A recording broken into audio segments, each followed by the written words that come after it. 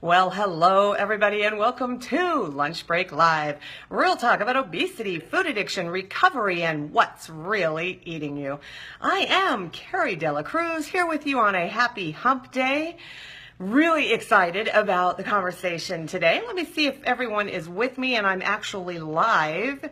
So far, okay, I see numbers. But I don't, okay, there we go. I see people coming in. Welcome, welcome. I am so glad you guys are joining me today. It's really funny, a little anecdote.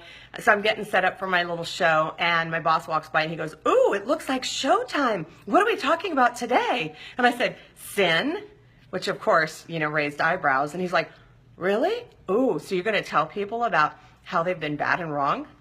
Well, no, actually I'm not. And when I explained to him what I was going to talk about, he said, "Well, that should be a really interesting program," but I don't think he was happy with what I told him I was going to talk about. Fortunately, I'm not here to make other people happy, so not when it comes to this stuff. I'm here to tell the truth, right? As I see it anyway. Okay, so first of all, let me put this out there. We are not going to church today. So I do not want you guys thinking that you got to crack open your Bibles, you got to follow along and read Bible verses and blah, blah, blah. We're not doing that. That is not what this is about. But there is a certain familiarity that I think a lot of us have in our culture. And there is also a certain understanding of what it is that we've heard, okay? Namely, when we hear the word sin, we think about bad and wrong, don't we? That's immediately where we go. So I want to talk a little bit about the nuances of that word and how it is that we can use that word to actually aid in or pave the way for our recovery. So it should be pretty exciting.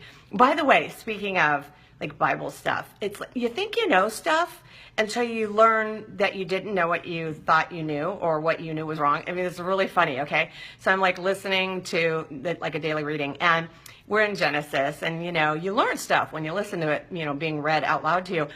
This is fascinating to me. So Noah's Ark, right? We always talk about the animals went on 2 by 2, right? 2 of every animal, like a male and a female, so they could procreate, blah, blah, blah. Not exactly. Do you know that that is not true at all? Yeah, they did go on in pairs, but there wasn't only one pair of every animal. There was 1 pair of the unclean animals and 7 pairs of the clean animals. That way, when the floodwaters receded and everything and everybody got off the boat and they went to procreate, there would be enough pairs to make sure that they could sustain the species.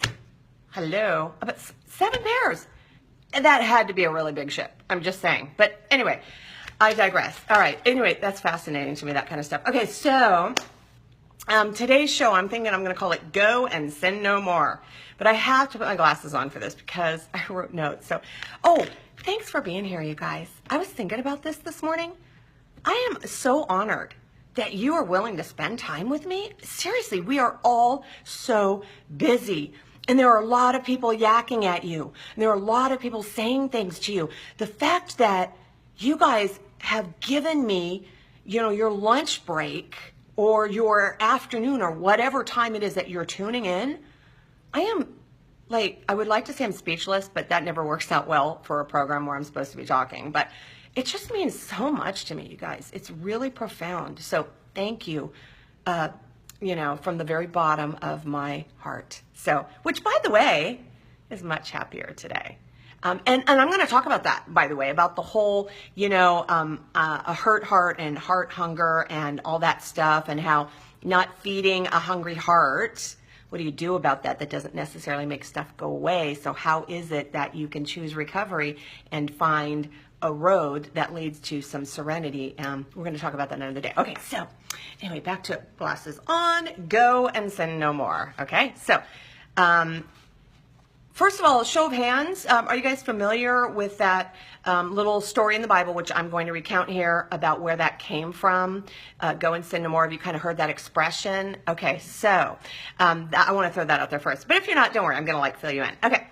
First of all, let's talk about that word sin that we all know so well and are judged by and judge others by, right? Don't judge the sin, judge the sinner. Or wait, sorry, don't judge the sinner, judge the sin, right? We hear that all the time. Sin, sin, sin, bad, bad, bad. Okay, did you know that the original Hebrew word for sin is actually very beautiful? The root word means forgetfulness. Okay, it has nothing to do with what you are doing. The whole thing is whether you are doing it with a conscious being, or if you are out of your conscious, like unconsciously doing it. Are you doing it with a self-remembering, or have you completely forgotten yourself? Now, don't get me wrong. I am not saying that sin is a healthy thing, okay? But doing something without being present or being mindful to do it is not healthy. It's harmful. It can be harmful to others and harmful to yourself. So let's start with that premise, okay? So don't think that I am saying sin's a good thing or a beautiful thing. But what I am saying is, if we look at it as it was originally intended, it can lead us, I think, to a healthier and different outcome. Certainly one where we stop beating ourselves up and can actually own our crap. All right. So anyway, this morning, let me back up the truck. I was thinking about the event in the Bible where a woman who committed adultery is going to be stoned by an angry mob. And Jesus says, let he who is without sin cast the first stone, right? We are familiar with that. But guess what he doesn't say? He doesn't say, let he who has not committed adultery cast the first stone. He just says sin in general. He doesn't say that specific sin that she's getting stoned for. That's kind of interesting, right? And he says, without sin. And we know how the story ends, right? Everyone drops the rocks. They walk away. They're like, darn it. I can't stone her today because I'm not without sin. Okay, right? And Jesus says to the woman, go and sin no more. Okay, that's the message that we're supposed to get. Okay, well, first of all, that whole sin thing, what is it? Let's start there. Well, if the original Hebrew word means to forget what you're doing, not be present for what you're doing, guess what it also means? It means to miss, right? It doesn't mean like specifically committing something wrong, bad. It means to miss, to be absent, not be there, do something without being present. So when you're doing something, the goal to not miss is to be fully alert, aware, mindful, and be present for that thing. All right. Now, my dad used to specifically define the word sin as missing the mark. All right. And maybe it's like shooting an arrow at a target, right? You've got the target, you're aiming for the target, you miss. So if your arrow misses the target, did you do something bad or wrong? No, you missed, but you tried. But in order to do that, you had to be present to take aim at that. And you missed for some reason. What is that reason? And I think that's what I want to kind of drill down and look at. So missing the mark. Okay, that's really important. So this is a show kind of about weight loss, about living a healthy life, managing a healthy weight, living in recovery, not living in our addictions and stuff like that. So what about if we look at this whole concept of sin from the perspective of weight loss, because that is what I do, and that is what the name of the show was, right, is Regain a Sin, all right? So Jesus told the woman to go and sin no more, right? We know that part. And some people just miss that whole thing by going, okay, right, like, okay, no one's perfect, and how can you tell her to stop sinning and just be good and be perfect all the time? That's what a lot of people do. So they write it off. They're like, yeah, no. Just a story, not going to believe it. Okay. But others go, well, he's telling her to stop committing adultery, but she got off easy. Well, I don't really know where to go with that, but I think the message might be somewhere in the middle. This is just me not being a theologian and not making this a theological show. Okay, and that is to say, you're granted forgiveness or absolution for the sin you committed. Now, in this case, specifically adultery, which I want you to think about this for a second. What is adultery?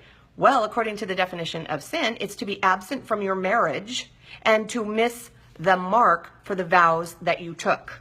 Think about that one for a minute. To commit adultery, according to what we're talking about here, is to miss the mark, which is to be absent from your marriage and to miss the vows that you took. Don't you agree? All right.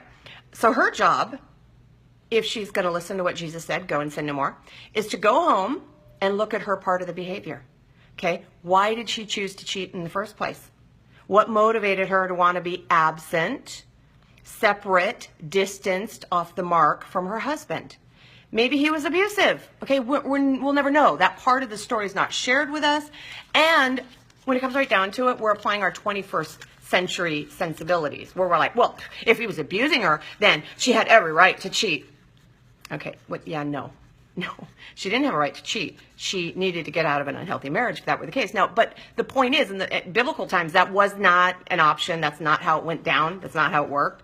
Okay, so I don't want to read too much into that whole thing, the dynamic of her home life. But the point is, her job, it really is to look at why it is that she was being absent from her marriage, her relationship with her husband. Okay, so she played a part in the problems at home. And while she can't fix her husband, right, a lot of people would say, oh, yeah, well, she could just get a divorce. Okay, I'm going to set that aside as a solution. Because, again, I don't know the particulars. But I like to think that if there's no violence or whatever, you stay. Okay, you do your part to try and make this relationship work. Anybody who has been in a marriage for any length of time knows that it is not easy. It is not perfect. And there are times when we distance ourselves and we are absent because we feel, maybe sometimes we're like done, don't want to do this anymore, don't want to deal with this, this isn't what I thought it was going to be. And we do distance ourselves mentally, emotionally, physically, right? That's where the, quote, sin comes into the marriage, because we are doing harm, because we are absent from, we are not being mindful of the ways in which we are contributing to the unhealthiness of that marriage, okay? So, let's see here. When we are absent from the partnership, there is no partnership, and we are missing the mark by not being present. So, she's back home, after not getting stoned to death, and then she's told to go and sin no more. Okay, now I'm pretty sure, I want you to think about this for just a second. She's probably really afraid to go home or to go out in public. Or can you imagine her going home and he's like, hey, honey, how was your day? And she's like, well, they were going to stone me, and I was like buried up to here. Okay, but then this guy with a beard and sandals came in, and he talked to the crowd, and he was like, okay, don't be throwing rocks at her if you have committed any kind of sin. And so I got off the hook when I had to come home, and I was told not to do that again. And he's like, well, why were you buried up to your neck? Well, I cheated on you. Okay, so I'm sure that conversation did not go very well for her. And you know what? Owning our crap, not always easy. Okay, that's just my take on that. But the bottom line is, so in other words, it was not easy to go home after not getting stoned to death. Okay, let's see. Oh, and then people in public know that she was buried up to her neck, know that she was going to get stoned, and they're all pointing at her going, look at her, she got off easy. She didn't get stoned, but she should have, because she cheated on her husband. Okay, ooh, she's a sinner. She should have been stoned, but she wasn't. She got off easy. Whatever, told not to sin anymore. That's like a slap on the wrist, isn't it? Okay, so yeah, she'd be afraid, and they would shame her and say that she was a bad person who cheats. So in other words, the absolution that she was granted did not fix what people thought of her. It did not fix the problems in her marriage. It just cleaned the slate of her not being present in her marriage before, being absent from and missing the mark of the vows that she took, and gave her an opportunity to work on her stuff. Like the stuff that made her believe that the only way out was to cheat, okay? Cheat. There's that word, cheat.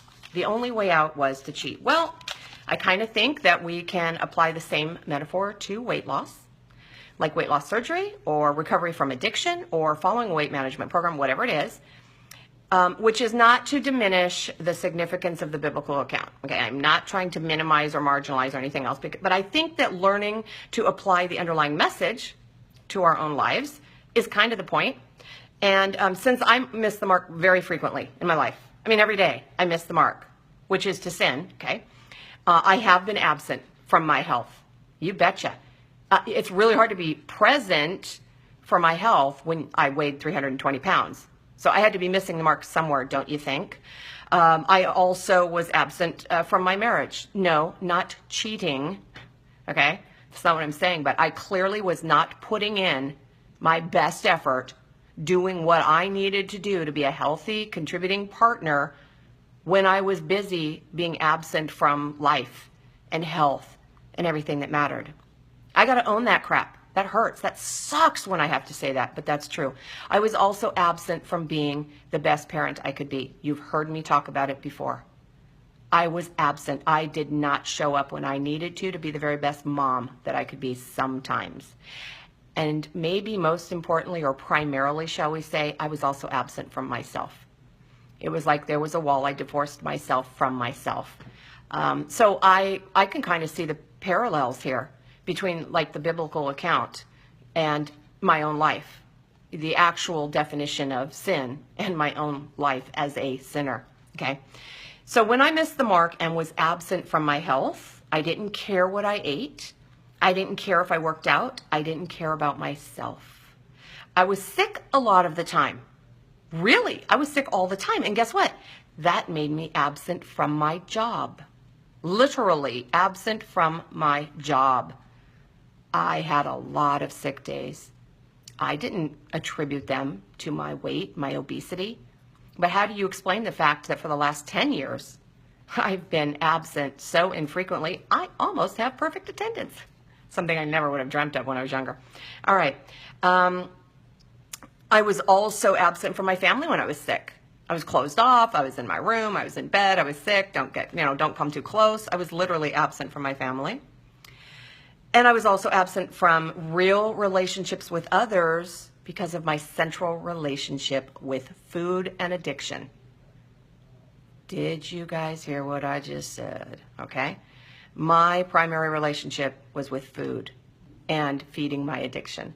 And that is why I was missing the mark for having the healthiest relationship with myself, my health, my family, my husband, my daughter, my relatives, anybody around me that I love, my friends. Not healthy relationships because food came first. So when let's see here. I had weight loss surgery, right? And so in a sense, think about this. This is kind of interesting. The surgeon said to me, let's say, go and sin no more. Okay? I just did surgery on you so you would lose weight. So go and sin no more. Did he think I would never eat the wrong things ever again? Did he think I'd never regain any weight? No, I don't think that for an instant, and I don't think that's what he meant. I think he said, go and keep your eyes on the target, be present with your life and your health, and aim for the healthiest choices you can make. Got it? So my surgeon, not God, but he did encourage me to go and be present for my health. That's what he was telling me to do. I have just given you the gift of a clean slate. Right? Just like the woman who didn't get stoned. I have given you a clean slate to go and restart your life to be present for your health. It did not erase all that I had done to my body, which is evidenced by the shrinkles that I'm left with on my stomach and my thighs. Okay? They're right there. That's evidence of my previous sin, which was not being present for my health, right? Missing the mark. Are you getting this? All right. Let's see here. He was saying, be present with your life and your health and aim for the healthiest choices you can make. I do miss the mark sometimes, the target, even though I'm really focused on it. That doesn't make me wrong, doesn't make me a bad person. But if I find that I'm missing it repeatedly, guess what that means? That means I need to change what I'm doing. Because what I'm doing is missing the mark. So maybe I'm not paying attention, or maybe I'm not present with myself. Got it? Are you hearing that? All right. So I want you to think about how you feel when you don't weigh what you want to weigh.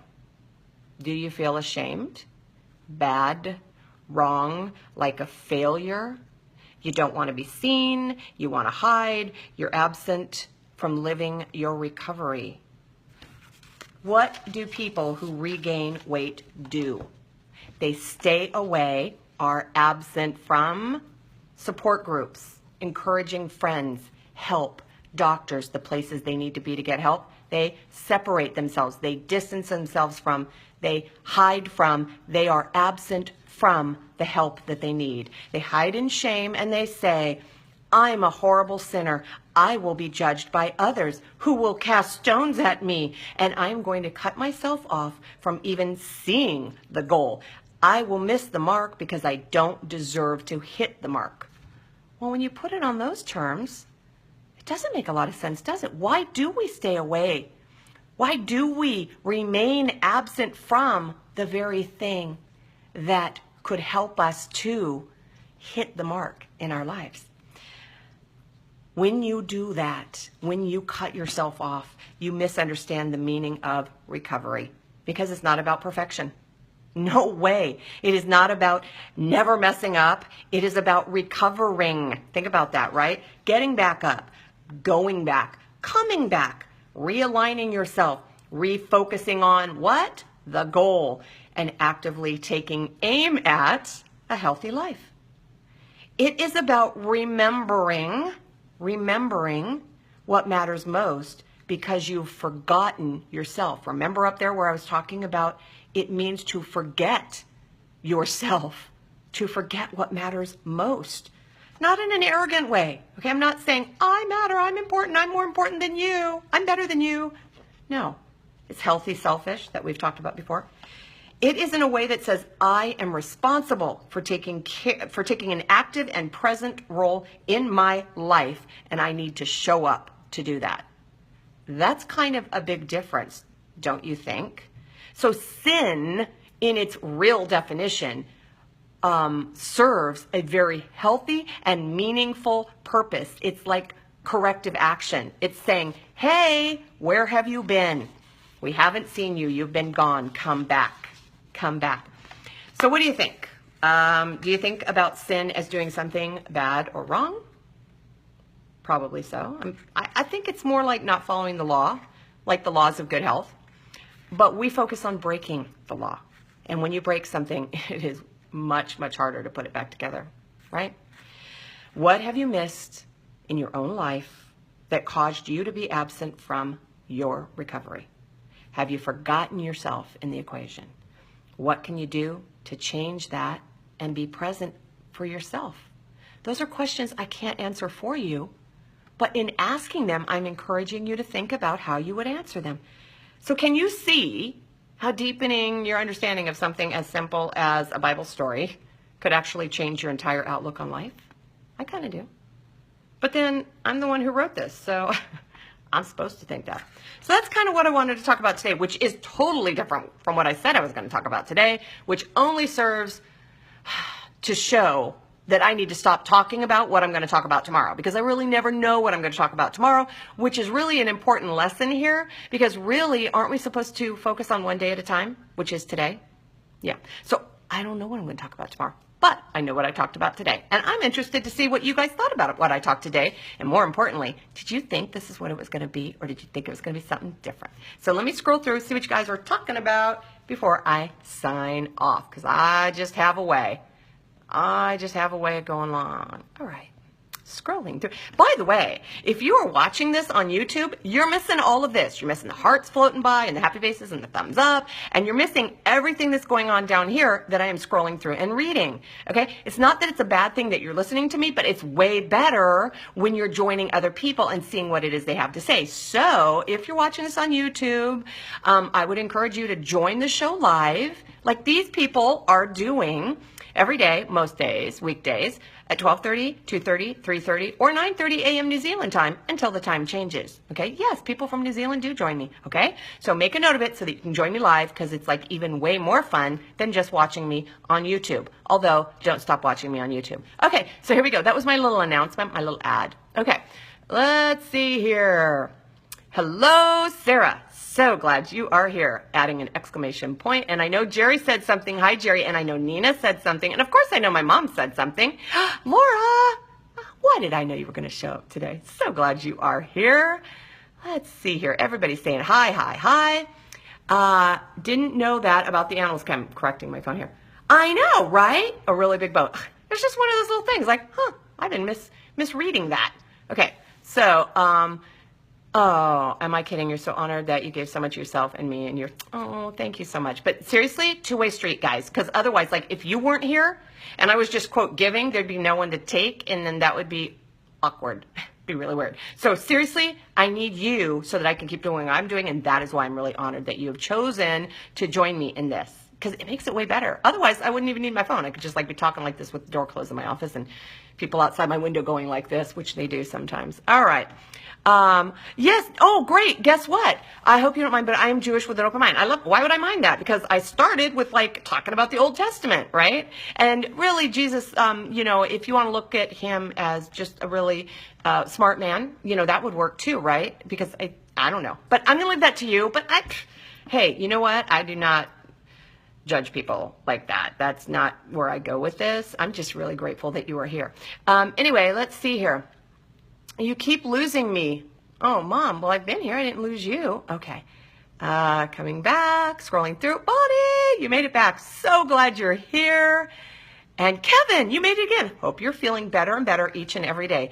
Hey, that's a day-by-day process, that recovery thing. Why do you think they say 3 months later when you see them on TV after, reconstructive surgery? 3 months later, and they're looking pretty good, and you're like, wow, 3 months can be a really long time after surgery. But trust me, you'll get there. The time passes. All righty. Thank you, Nina. Thank you. I missed the mark. Yeah, see, it's like way different if we look at it like missing the mark, being absent from, forgetting ourselves. We want to remember what matters most, right? Okay. And Tina, I'm glad you're here. You feel like crap when that happens. I have to go back and rewatch what you were talking about, but I've been reading your journal again. Whoops, sorry. You gave me the key, Jerry. I mean, what was I supposed to do, right? Just totally kidding. All right. I love you too, Mom. Love you so much. Okay. So anyway, spot on. I wasn't off the mark, so I was not sitting during this program. Okay. Wow. What a wild interpretation. Anyway, thank you guys for being here. Like I said, never know what you're going to get on this show, but I like to think that if something like hits me that hard, there might be something to it. And here's the thing, you guys. When it is that you, like Jerry, when you say, you've been reading my journal again, what does that tell you? That tells you that you're not alone, or that tells you that you're crazy like me. But I prefer to think it's that you're not alone in your craziness. But seriously, all of us are thinking about this stuff in one way or another. We may not call it this, we may not put it in these terms, but we are so busy shaming ourselves and beating ourselves up and blaming ourselves, which is to continue digging a hole and ultimately our grave, that we miss the whole point of recovery, which is not to say that we didn't make mistakes, which is not to say that we didn't do things that were not healthy. It is to say, look, I'm asking for forgiveness because I want to be present so that I can be the best version of myself. And in order to do that, I need to start hitting the mark. And in order to do that, I have to know what the mark is and stop worrying about all of the other people judging me, okay? Don't worry if they have a stone in their hand, because at any given time you've had one too, all right? So put the stone down and go home and see what is your role in your own unhealthiness. And if it's regain that you're dealing with, if it's hitting a plateau because you need to make some changes to break through that, if it's not being healthy, if it's needing counseling and therapy and not going, whatever it is that you've got to do that's keeping you from hitting the mark and being present in your own recovery, be courageous and do it. All right, I'm going to sign off now because I'm going long as ever. So I'm going to remind you all to have that courage. Seek peace, which I'm going to be talking more about, but I can't say when. Embrace joy. And above all, live your recovery. Remember, you can't stop feeding what's eating you if you don't know what's eating you. Take care, and thank you guys again for being here. You mean the world to me. Bye.